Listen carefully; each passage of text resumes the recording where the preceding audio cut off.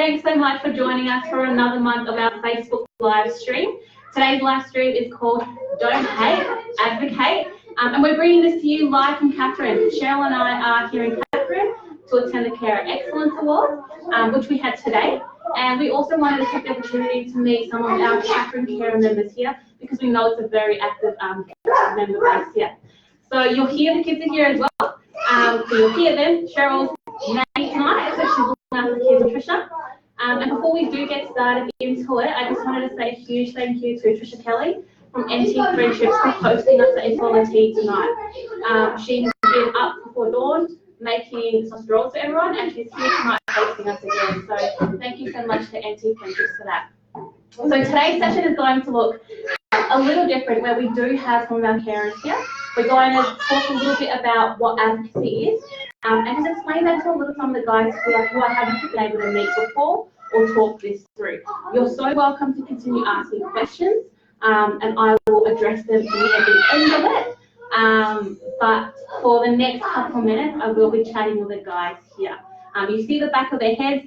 Wave again if you wanted to wave, but we're going to kick off with the guys here, but please feel free to continue asking your questions.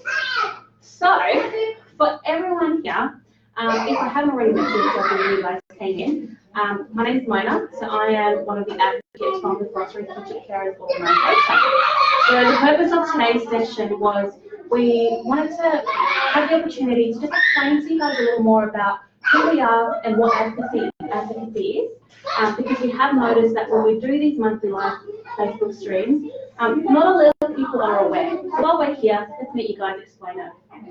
Before we go into that, I just wanted to tell you a little bit about myself, so you're a little bit more comfortable with who I am. So I joined the organisation about a year ago now, which is where I met you at the NVIS training. And prior to here, I was working in the community relations space. For a couple of years before that, I was a legal secretary, and I'm now studying law part-time with UNE, which is really great because my role deals a lot with policy and legislation. So my degree is really helping me tackle all of that, especially with asking to help carers for that side of it. The reason why I did join the Fostering Future Carers organisation is I'm really passionate about people, but also really passionate about people having fair go. So I've had things happen in life that wasn't great, and I wish they went another way. And though some things do happen out of control, there are some things that I think might have turned out better if I had someone that came alongside me to really help me. And what I really like about our organisation is that's what we really aim to do, and that's what we're about. We're really about empowering foster carers, and doing that and making sure your voices are heard through things like support, knowledge, and advocacy. Go through my notes. So what is advocacy? Everyone here have a fair idea of what that service is? So my favourite definition of advocacy is it's the process of standing alongside someone who feels disadvantaged and speaking up on their behalf when they feel like they can't do so. And I really love that because I feel like that's what I do. And we do this in two ways. We do it through individual advocacy and systemic advocacy. So individual advocacy is where I work one-on-one with you. So you come to me when there's been any kind of breach in policy or legislation, or it's a complex matter, and all these things are happening and you kind of don't know how to wrap your head around it, unpack what the issues are there. If you feel like no one's actually just listening to you at all, whether it's about a really major issue or whether it's simply that people aren't answering your phone calls, we can help in that space. So I'll work one-on-one with you and answer whatever questions you may have. So some of the examples of cases I work through is if carers don't have care plans or are having trouble getting care plans, we help request that. Some of our carers don't get the essential documents that they need. Some of them don't even know what those documents are. So we really help work on that with you. Other common ones are allowances. Sometimes allowances get paid incorrectly, or not at all. And so we will step into that space. And we empower you to follow up with that, because it's not about us just going, hey, like, you asked us for help, you don't say anything anymore, we're going to do all of this. It's empowering you guys to make sure that your voices are heard as well. So we'll come alongside you, and if at any point you feel that you're uncomfortable to advocate for yourself or self-advocate, that's when we step in and we're able to help and speak up on your behalf and all that kind of stuff. So that's individual advocacy. Systemic advocacy is where we make sure that we can help the voices of carers as a collective be heard as opposed to just an individual. So some of the things that we worked on is the Charter of Rights. Anyone know what that is? Have they ever seen it before? No? Good. Which is great. And this is the purpose of these Facebook sessions, is that not everyone knows what that is, not everyone knows where to find it, not everyone knows that it exists. But the Charter of Rights is a charter that explains that, says what your rights as carer are. It says you have the right to be informed, it says that you have the right to say no, it says that you have the right to be heard and respected. Doesn't it? So cute. And so when we have that, it means that everyone has to respect your Charter of Rights and your rights as a carer. It doesn't mean that you just sit back and take what, if something you don't agree with, you don't have to just sit there and take it. So we really work together with carers to make sure that we initiate the development of that.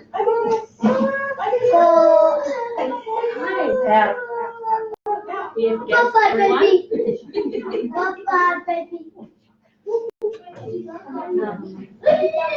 What I really love with systemic advocacy as well, because again, it's looking at that whole system level, is we partner with organisations like Anti-Friendships so that we can look at it at a broader reach. So if there are things that our anti-friendship carers are experiencing, we can go, hey, it's not just our carer members, it's also anti-friendships experiencing this, Kenship experiencing this, our sector partners are also experiencing this, and we actually help escalate that as a whole territory-wide matter. So Cheryl, she meets on a monthly basis with the regional executive directors in every different region. She meets monthly with the deputy CEO, Jeanette Kerr, and so she escalates these matters there. So don't ever think that if you do say something that it won't be heard. We make sure that at these meetings that we are actually collecting voices of carers and letting them know about all the systemic issues and escalating that through. At our last sector forum, we even had a lot of our questions and challenges from carers is that there wasn't a lot of consistency across offices, across case managers, across regions. So we really want to work at seeing how we can streamline that so that the one thing that you're getting from a case manager from Catherine or from Manager Darwin is the same information. So those are the kind of things in terms of systemic advocacy. So how do you access all this service? So Jane's an expert, she can tell you how it all works. We have an advocacy investigation framework. So, can you come in and join me? So the advocacy investigation framework will tell you, and if you want a copy of that, we can send you as well. Because again, it's making sure that we're empowering you with the stuff that you need to know to make sure that your rights are respected. So in our policy and framework, it tells you what the whole process is. You contact me. So Jane contacts me and says, Mona, here's this problem I'm having. We will sit down and organise an appointment.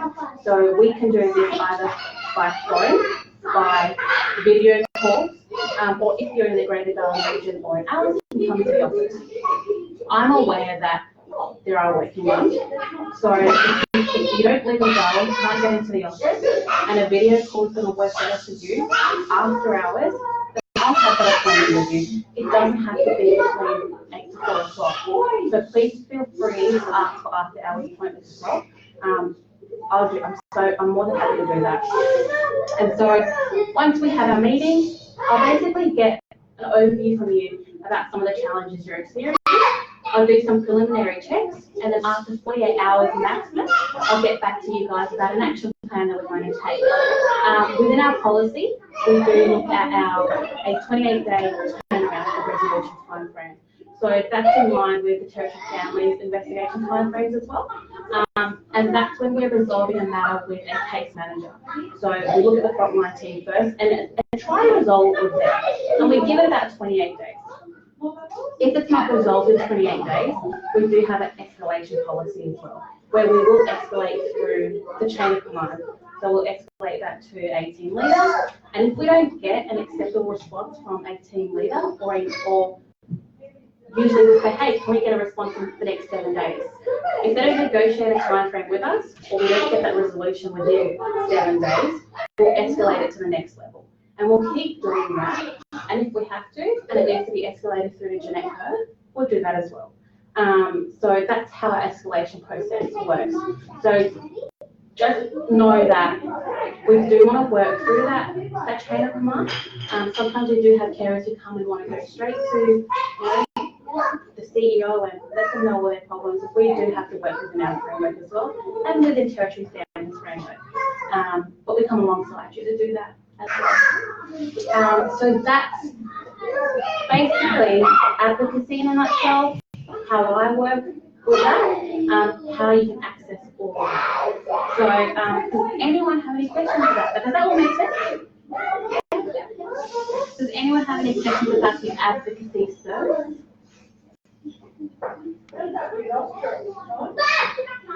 Awesome. So now the floor is open, and the floor is open to anyone who's joining us live as well. Hey, Effie. So Effie's on our Carer Advisory Group. So thanks for joining us, Effie. And congratulations to Effie as well, who received a certificate of recognition at Greater Darwin Awards yesterday for her great caring. So another member of ours as well, Michael Mazurakis, who's off to Greece today. He won Outstanding Carer for the Greater Darwin region as well. While we are talking about our Carer Advisory Group, I would love Jane to just pop your head in and say hi to everyone, if you'd like to. Oh my God. Hello. So Jane so what our Carer Advisory Group is all this stuff is great that I'm saying to you guys, but I'm not a carer, so I can't necessarily go out there advocating for carers' rights when I don't actually know the experience that you guys are going through. So we have a Carer Advisory Group who are actually able to feed back to us what carers are going through, what are the challenges they're facing, what's working and what's not. And we have a really awesome group that is got about 15 carers at the moment in there. And they're from carers from all over the territory. So we have a couple of members from Alice, some from the Greater Darwin region, and Jane, as of last month, has joined our group recently. So Jane represents Catherine. So, which is really awesome because we do want to have more of a presence up here. And one of the benefits of the Carer Advisory Group as well is that policy information. So we're actually being used by Territory Families as a consultation group. So they actually pass some of their policies through us before it actually gets through. So the permanent care order, amendment that just came out, that came through our Carer Advisory Group first. Amendment to the care plans, that came through our group as well. So you actually have a significant say in what some of the changes that carers can be. Jane has just joined us, as I said, but the group is open to anyone who would like to join. We hold it every single month, our meetings, and they take a couple of hours. And here in Catherine, NT Friendships has actually said that they're happy for you guys to utilise this space to link into us through video call as well. And we'll help with the technology to get that done as well. If you can't make it through video call or come in, you're working within the hours that we do it, we'll send you a copy of the minutes and you can contribute in that way as well. So you can still do that through email, even if you can't physically be present as well. The Carer Advisory Group also, they run something called Carer Advisory Group Connect Group. So they're peer support networks. So we have a couple that run every single month where they just get together with the carers and the kids. And it means that they can share all the information we talk about, all the policy updates that we tell the CAD members at CAD meetings. They can share that with all the people that come to their Connect groups. And some of them don't even have, it's not just carers that attend those CAD Connect groups. They've got people who may be interested in foster care, who attend as well, so that they can able to share experiences with them and all that kind of stuff. They also help with networking events. So just recently, for Fostering Future Carers Week, we had a Panther Day. So we had the guys there, they got massages, facials, we had meditation there as well. So all these different activities. And CAG was there, they attended, they facilitated some of it. And that's the kind of stuff that we want to do with Catherine. So it's so welcome for anyone who wants to join and know that it's not just about policy and legislation and, what do we need to change and that kind of stuff. It's also about connecting with other carers here and making sure that the same kind of stuff that we're doing in Greater Darwin and Alice Springs, it's happening in here in Catherine as well. We don't want you guys missing out. So what's happening in Catherine? So we're working on that. So Jane and I have already started discussing wanting to get connect groups up and gathering on a regular basis carers to it. So I know Cheryl has just spoken about training opportunities. What kind of training, we're discussing that from our second part this year, what kind of training that they'd like to see in Catherine. And so our next parent advisory group will ask that to Jane, what would you guys like to see? If you want to see some of the activities that you haven't seen us do on Facebook in Greater Darwin, then please let us know and we can have that kind of stuff started here as well. Next year we're really looking at getting here more often than what we have been to again drive some of the stuff that we want to see. So if you've got recommendations, if there's anything specific you want to see, please just let me know after this. We can go through that, or you can arrange a video call with me. We can do that too. So there is, Jane is really passionate about wanting to make sure that that's all happening. So I mean, training sessions sound good and everything, but yeah. I mean, babysitting and stuff like that. I mean, yeah, and we'll look at that's that. why I can't go anywhere. Yeah. And we'll try and explore different options for what can work. So even, for example, and this isn't saying that it's going to resolve that, but our parent groups that we have in Darwin, which Izzy runs, she runs them at facilities that have the ability for children to go play and do stuff, and, you know, for someone to watch them, so that you guys come along, we shout you morning tea, the kids are being taken care of, and you get to connect with other people. So if training and like if you need someone with child minding and like attend training, I'm not going to say we have a resolution straight away, but we're going to look for one to make sure that it works for you. I thought about that, and I thought Catherine Jim has a great plans here. It's only open in the morning though. Yeah, this is an option. Yeah. We're also looking at specialised training, online training as well. Again, for people who can't make it, we're seeing what kind of online training that we can get set up for you so that you can do it from home. You can do it from your from home. It's the same experience that you're having at a venue from your own house. So, yeah, we're definitely looking at that. We haven't had a lot of feedback from our Catherine carers, so if there is something that you feel like is a roadblock, please let us know. For everyone that's joining us live, feel free to ask questions as well on there, and I'll answer them as I see them. I have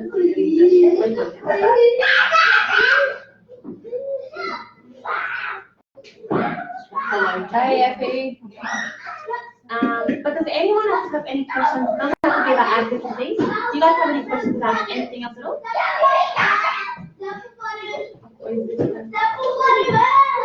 No questions that you're comfortable to ask. Once we end this, if you would like to arrange a time to speak with me outside of this, then you're able to do that as well. I'm back in the office on Friday, so I can video calling. We leave tomorrow, but if you guys want to meet tomorrow, if anyone has any time tomorrow, they want to meet up in the morning, or whatever time works for you, we can work our schedule around so that we're here to chat with you while we're here.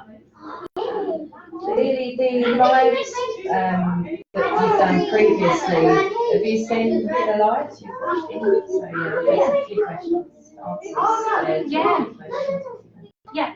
And they're available on our Facebook page as well as our website. A lot of the common questions we've been getting there is things like travel. Does everyone here know what that?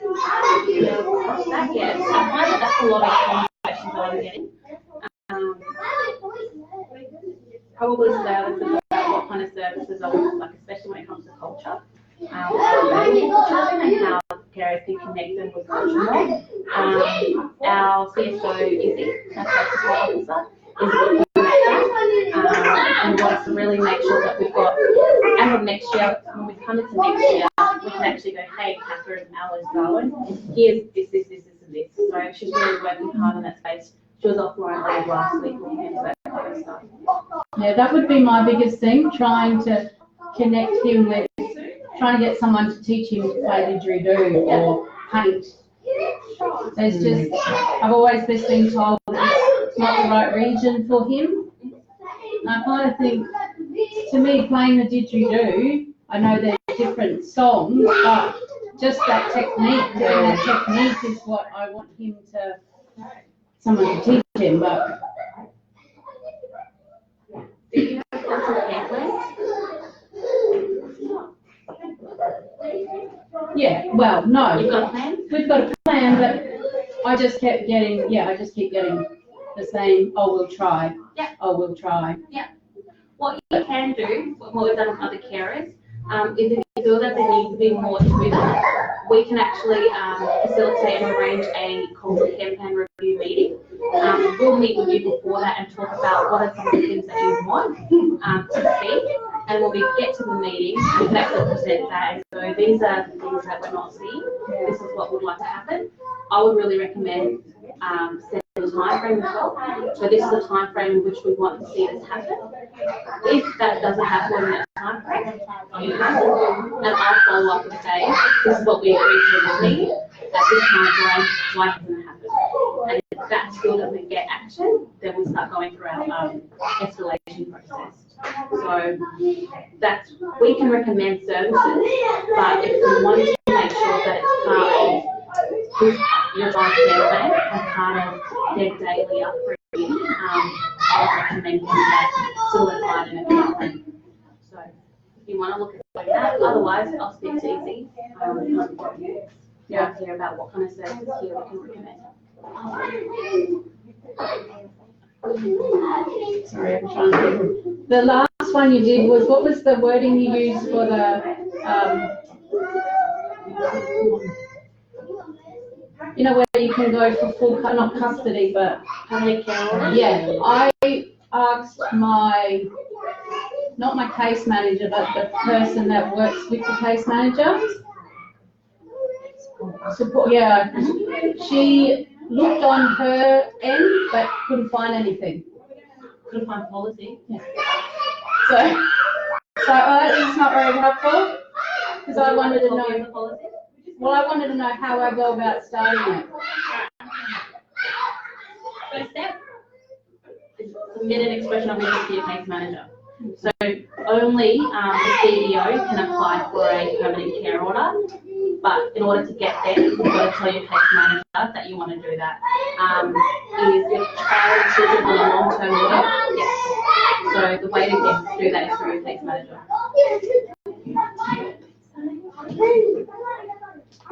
Is that mine?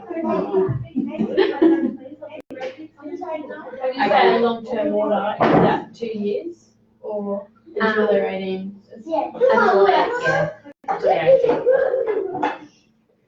Long-term is different to permanent order. You've got short-term, long-term, Yeah. and you've got permanent order. Yes. Your long-term will be until they're 18. The permanent care order is essentially like an adoption, except the child would still keep their name, their birth certificate, their birth, all that kind of stuff. When they turn 18, then they can decide what they want to do. But a permanent, whereas the adoption is their child. Yeah, you can change the name, all that kind of stuff.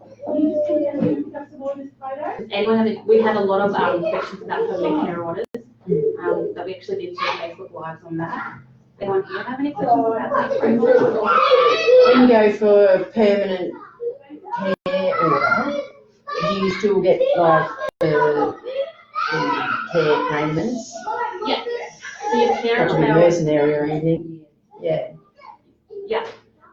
That'll still, at the time of when it's granted, and for whatever it is that year, including the complexity level of your children, you'll get that care allowance, and that will change each year if the allowance changes, it'll change with that. The only thing you would have to do is each year you would need to sign a stat deck, and that stat deck to say that you're still caring for these children. And so then you have no contact with department? Nothing? Besides your payments. Okay. Absolutely none. So what happens if there is visitation with family? What you need to be able to show, and that's the big thing with permanent care orders getting approved, is you need to be able to show that you can still maintain access to culture and family for your children. And that will come in, once the process starts, you have to get together and review the care plan and put all of that in there. So you need to be able to show how you can maintain that. Does it have to be any more than he's already getting? Because at the moment he gets none. So do you have to?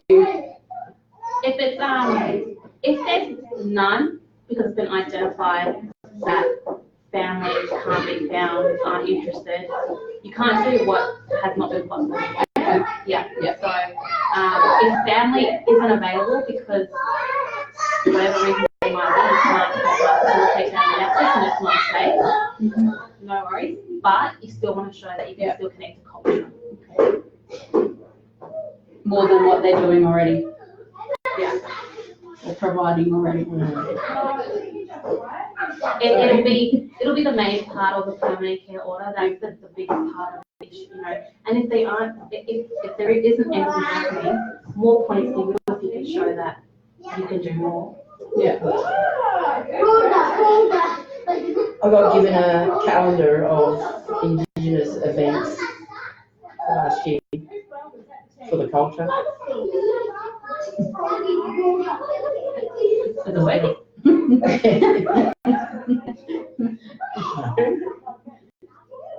Is that something you'd be interested in as well? Like, would you, in the same way that Natalie asked? About the culture, Yeah, definitely. what kind of stuff that we can recommend?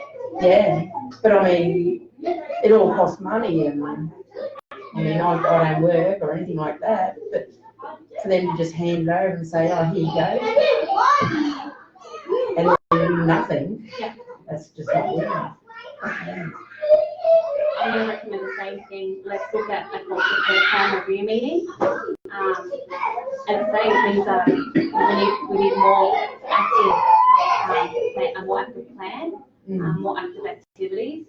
If finance is an issue, let's say, lay on the table, finance is an issue, so what can you do to help when we can't do this? But if would you ever consider a permanent care order? So that's probably some of the things just to think through. That may be a challenge now. What could you do outside of parental families to overcome that challenge? To show that you can do that without them. Oh, you can do lots without them. Yeah. Yeah. You just need some of this, because it all costs money.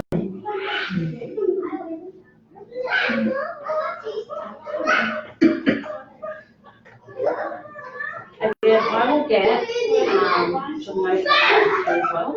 I'll get Izzy. Izzy is a guru when it comes to this stuff. I've been living in the territory longer than her, and she just finds things I've never heard in my life. So she'll be able to, like, say, here's a challenge, what I need to find for lower than a dog. She'll find something. So, yeah, I'll have that chat with you. If you were to move interstate, would you need a permanent care order before you left?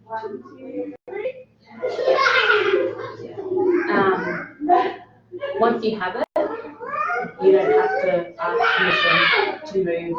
You don't have to do anything like that. The only thing you need to do is, once you have a permanent care order, it's not recognised in other states. So best thing is to register it with a federal circuit court, and then it's recognised nationally.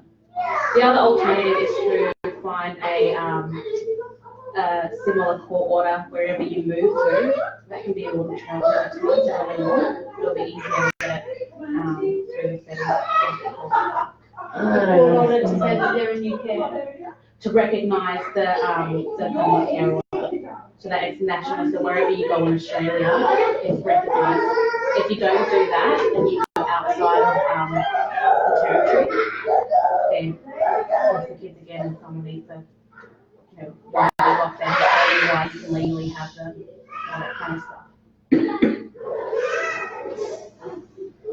I would have thought once you had a permanent care order, it would have been nationally anyway. No, you've got to, if you do, you know, register it through the Federal Circuit Court, that's the element of it that makes it national. Different for every jurisdiction. Is that hard to obtain though? I mean, is that, say if someone did have a permanent care order and they wanted to move interstate, that's something that's quite easily obtained, is it? Once you have the permanent care order, yes. Yeah. Yeah. Okay. Definitely. But it's easier to do all of that before you go. Some things to consider as well with permanent care orders is think through some of the assistance you actually really do need for territory families now and finalise that. So if it's something like NDIS, finalise your NDIS, all of that kind of stuff. A passport, if you don't have a passport yet, get them to help you with applying for a passport, getting all of that approved. So do the stuff that you really need assistance with first, before you look at. It's just some of the things to consider. 2 years to get one. Can you, without a permanent care order, just as a child that's on a short-term care, can we as carers still ask for their passport? Or does it have to be on a permanent care order? To use the passport. To have the passport, yeah. To have it or just. To apply for one, to have one. I think you to can cover. still just apply. Yeah, you can do that you outside can. of permanent care. Yeah. Yeah, Okay. and you can ask the. And why does it take 2 years to get a passport? You shouldn't. Exactly. Yeah. Because I know they said, I touched on it last week about it, and they said, oh, if it's this time next year, we'll start the process now, because it can take so long. Why? Mine took 2 years. Paperwork's not going based on the thing. Yeah. Mine took 2 years and then we weren't allowed to go. It's not funny, but if you don't laugh, yeah, just, you know. Yeah. It should not take that long. So. I think mine depended on because they couldn't find family to sign paperwork To get permission. to get permission, which I don't still understand if he's under, but that's, you know. And then when they did, her name was different than her, she had no name on her birth certificate, so it was a big, yeah. A normal passport processing time frame is, I think, 4 to 6 weeks. If you start the process now, and at say 8 weeks, nothing happens, then It's Sean doing that. If I'm travelling to Perth next month, my Lisa, I've got permission and a letter from TF. And the airline's not going to need a birth certificate or anything else. When I went, they didn't ask me anything. I just had a letter, from Church and Family saying you're in my care. Yeah. And I didn't get asked for nothing, doesn't necessarily mean more. Yeah, because being a baby, it might be, I don't know, if it'll be different or not. ask for a copy anyway. There's so many times where there's heaps of cases where parents haven't had it, and still been able to go and travel, particularly if the child is sitting on it. Just make sure you've got an up-to-date, care order thing, you know. Yeah, Which TF send you to, which says, you know, Yeah. this person. Yeah. Cool.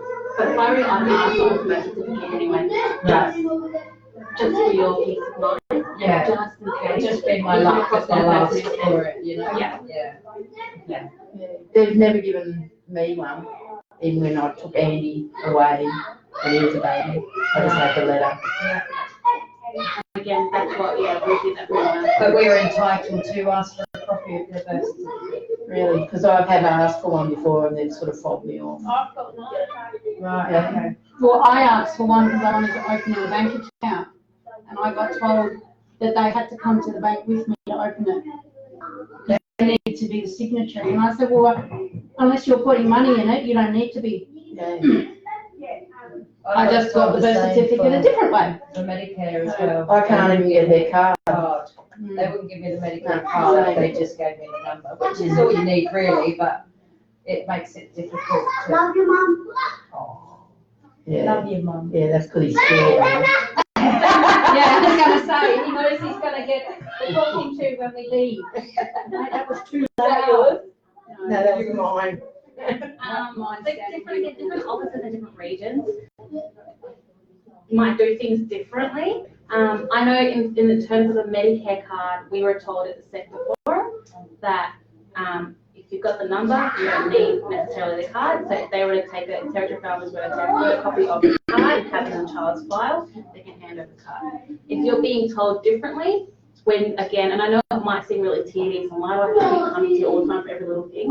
But the more we hear, it might just be for you if you're individually having trouble getting a Medicare card. But if this is what we've been told by a regional executive director, and it's not happening, then we can, and we've got a couple of carers saying that, again, it's a systemic level of where we can go. But when it expires, you don't get Notification. notifications, Right. and you've got to try and chase it.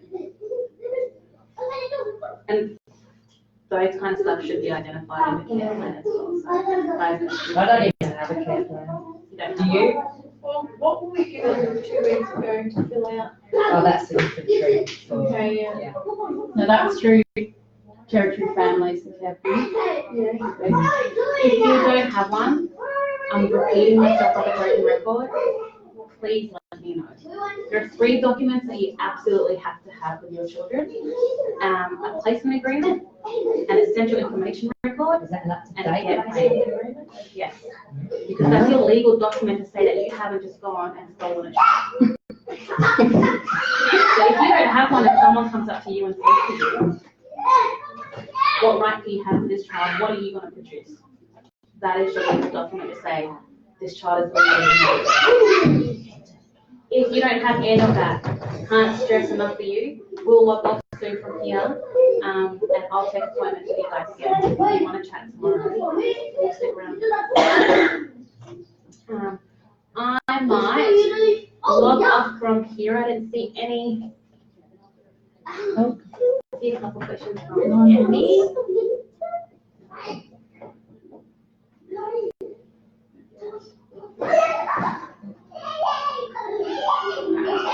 Hey Effie, I will call you tomorrow, Effie, and chat through that with you.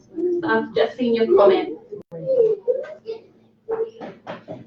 But for everyone who is joining us live, I'm going to log off now. Thanks so much.